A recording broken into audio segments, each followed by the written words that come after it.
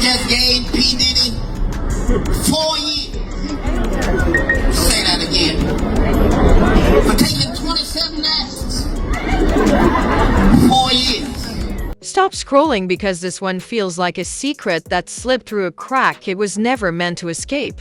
The kind of information that gets whispered behind closed doors, then suddenly shows up on the timeline like, wait, who approved this? Here's what shook the internet. Katt Williams just hinted that 50 Cent deleted something from the Diddy documentary. Not edited, not trimmed for time, erased, gone, like it was too hot to exist on camera. And when Katt speaks, people listen, not because he's polite, not because he's careful, but because he says the quiet part loud, the loud part reckless, and the reckless part like he already knows what's coming next. The implication alone hit harder than a leaked voicemail. Because documentaries don't just lose footage by accident. Somebody makes that call. Somebody says, nah, not that. And when you're dealing with names this big, that decision doesn't come from fear, it comes from calculation. The timeline froze. Memes paused mid-draft. And everybody started asking the same dangerous question. What was so serious that even 50 Cent decided it couldn't see daylight? Because if Katt Williams is talking now, it means the lid didn't just crack. ID popped. And once you hear what's rumored to have been cut, why it mattered, and why this reveal changes how people see everyone involved, you'll realize this wasn't about a documentary. The moment this story surfaced, it didn't feel like gossip, it felt like a file getting dragged into the trash at the last second and someone noticing the cursor hesitate. Word spread that 50 Cent allegedly removed material from the Diddy documentary. Not shortened, not softened, deleted. And the reason people stop breathing for a second is simple. Nothing disappears at that level without a reason that makes accountants nervous and lawyers sweat. Then Katt Williams opened his mouth, and when Katt talks, it's never a press release, it's a flare gun. He doesn't tease with politeness. He implies with a grin, lets silence do half the damage, and walks away while the internet argues with itself. His comments didn't spell out the footage frame by frame, but the implication was loud enough to rattle timelines, something real enough to cause problems didn't make the final cut. Here's why that matters. Documentaries aren't accidents. Every second is chosen. Every omission is intentional. When you're telling a story about power, money, and influence, what you leave out is often more revealing than what you leave in. So the idea that something was removed raised immediate alarms. Fans didn't ask if it was true. They asked how bad it must have been. The reaction was instant and surgical.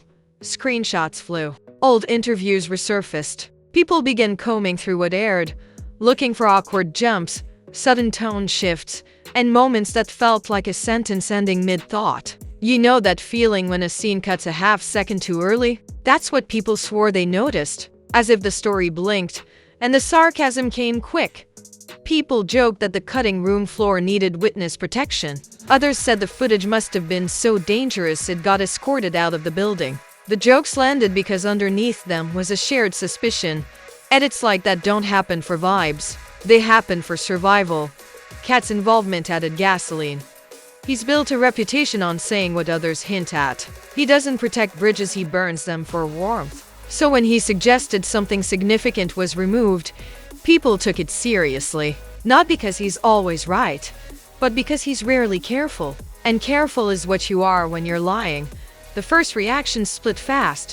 One camp said this was standard documentary practice. That edits happen all the time. That maybe the footage didn't fit the narrative or meet legal standards. Calm, logical explanations. Sensible, even. The other camp laughed at that. They argued that you don't casually delete nothing when the names involved carry this much weight. That if it were harmless, it would have stayed. That removal signals risk. And risk only appears when someone could lose money, influence, or freedom. That's where the tension thickened. Because this wasn't just about 50 Cent's decision-making. It was about why he'd choose restraint. His public persona thrives on provocation. He's not known for pulling punches. So the idea that he saw something and said, "Nah, we're not airing that," felt off-brand, which made people lean in harder. Was it legal exposure? Was it reputational fallout?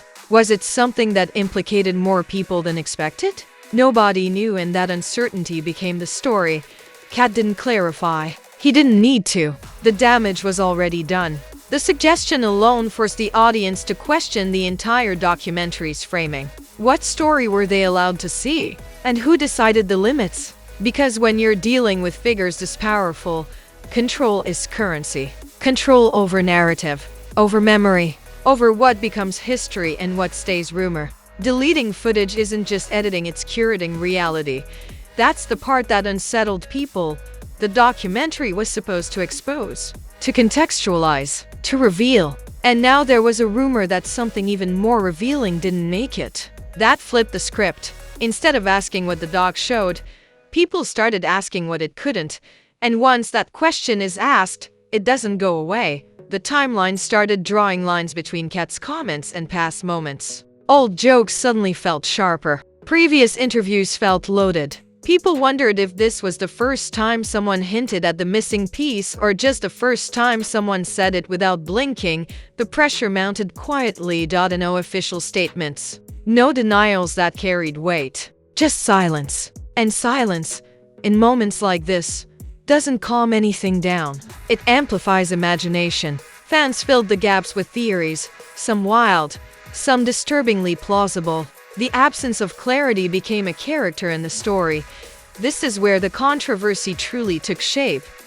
Not because anyone proved anything, but because the suggestion alone reframed everything. The documentary went from being a finished product to a redacted one. And redactions imply danger. They imply stakes. They imply that someone decided the risk outweighed the truth. And if that's the case, then Katt didn't just spill tea. He shipped the cup. This wasn't the climax. It was the opening move. The hint that the public version of events was incomplete and that the missing piece might be the one everyone would want to see the most. Once that idea took hold, the story stopped being about what aired. Once that idea took hold that something important didn't make the cut, the internet did what it does best. It filled the silence with noise. Loud, relentless, imagination-fueled noise. The story stopped being about a documentary and turned into a guessing game where everyone thought they had the missing puzzle piece. Memes exploded. First, people joked that the deleted footage was locked in a vault next to unreleased diss tracks and government secrets. Others said the cutting room floor needed a lawyer, a therapist, and a burner phone. It was funny on the surface, but the humor had an edge. Because jokes only stick when they're brushing up against something people believe might be true. Then the theories started stacking. Some said the footage showed too much. Not scandal for shock value context. The kind of context that changes how past events are interpreted. Others claimed it wasn't even one scene, but a chain of moments that made certain narratives look very different. The speculation grew legs because there was no hard denial strong enough to shut it down. And that's where Katt Williams became the accelerant. He didn't walk it back. He didn't clarify. He let the ambiguity sit there like a loaded pause. And when someone like Katt lets silence do the talking, people assume the truth is hiding behind it. His reputation doesn't come from being accurate all the time, it comes from being fearless about implication. That mattered, because suddenly this wasn't just gossip pages theorizing. It was fans, commentators, and even other comedians saying, if he said that, there's smoke. And where there's smoke online, people will swear there's a fire even if they can't see the flames. Attention shifted to 50 Cent. People started dissecting his behavior instead of his words. Old interviews resurfaced. Moments where he joked about control, power, and narrative suddenly felt heavier. Fans pointed out how strategic he is, how calculated. And that's when the question got uncomfortable. If anyone knows when not to show something, it's him. That framing changed everything, because now the deletion wasn't being read as fear. It was being read as strategy. And strategy implies awareness. Awareness implies stakes. And stakes imply consequences.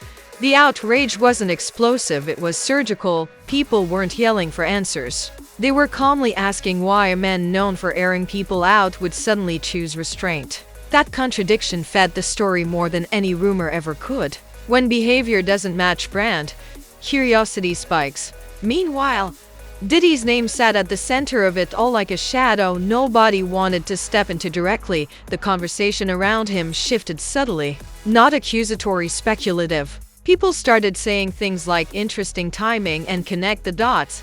The internet didn't need proof to start reassessing past narratives. It just needed permission to question, and Katt had given it. Clips of his past comments resurfaced, stitched together in montage that made everything feel prophetic. Jokes that once sounded random now felt targeted. People asked whether he'd been hinting at this for years, just waiting for the right moment to speak louder.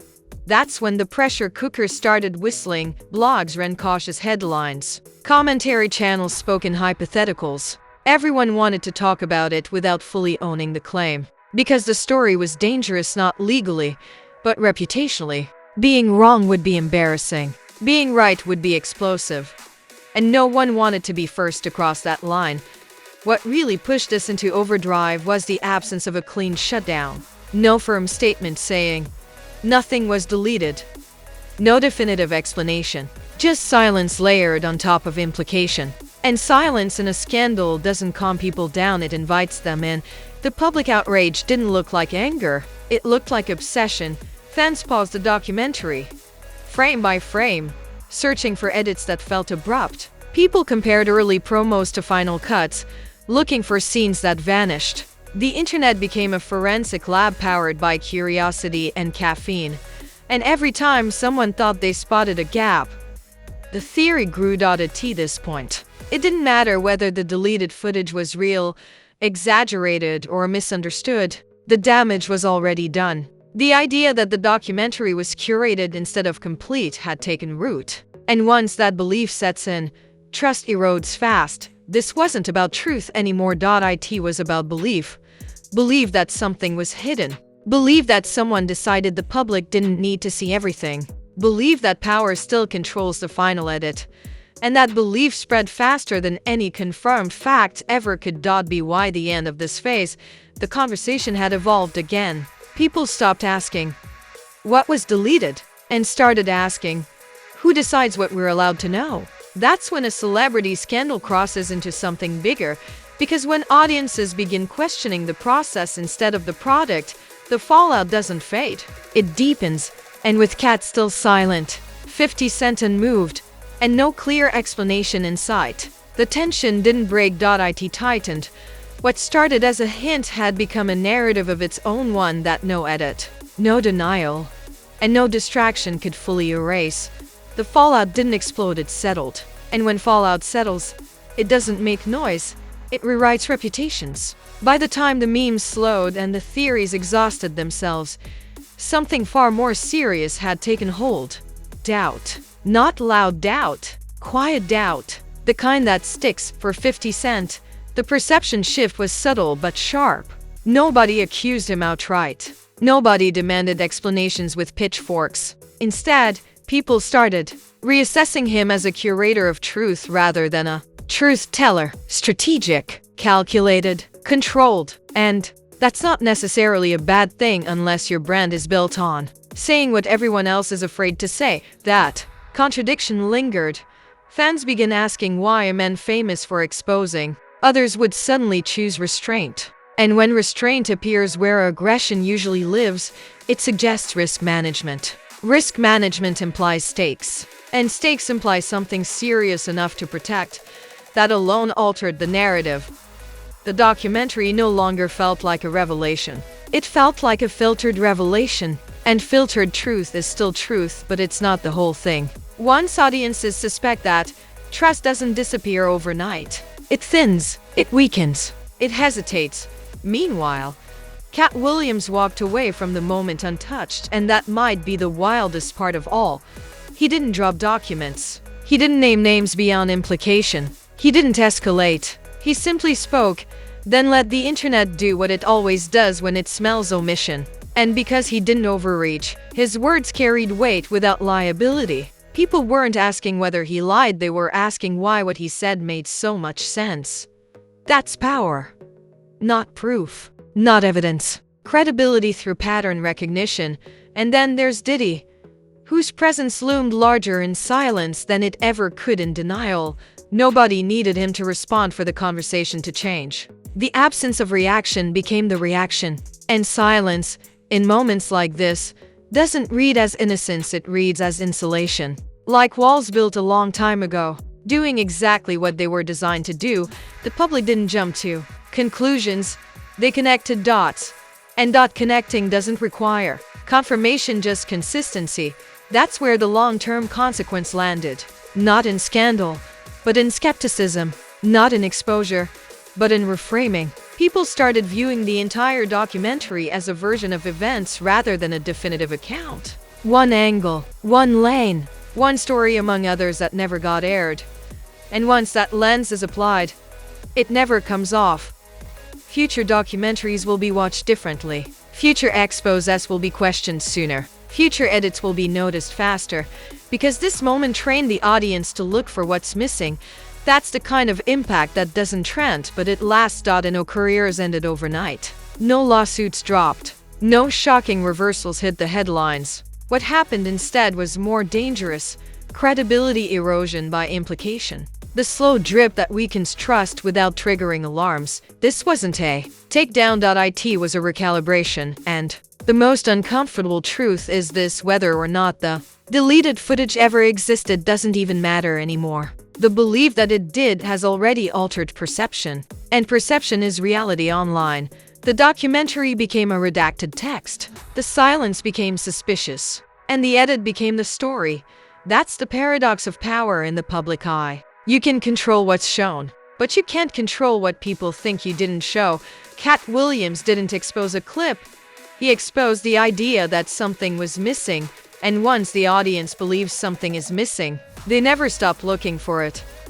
That's the real aftermath. Now it's on you, because stories like this don't move without the audience speaking up. Drop your thoughts in the comments right now. Do you believe something was really deleted? Or is this just another case of the internet filling in the blanks? No safe answers. Say it how you feel. Hit that like button like it knows something and refuses to talk. Smash it like it owed you money and suddenly went quiet. If this breakdown made you question what you watched, make the algorithm feel that curiosity. And if you're not subscribed yet, fix that immediately. This is where narratives get peeled apart, edits get questioned, and nothing to see here moments get put under a microscope. Scandals don't wait, and neither do we. Turn on notifications, because secrets don't stay buried forever. One hint today, one revelation tomorrow, one "this explains everything" moment right after. When it drops, Truth Tattle already has the receipts lined up. Remember, what's shown matters, but what's missing tells the real story. Stay sharp. Stay watching. This is Truth Tattle, where silence speaks louder than footage.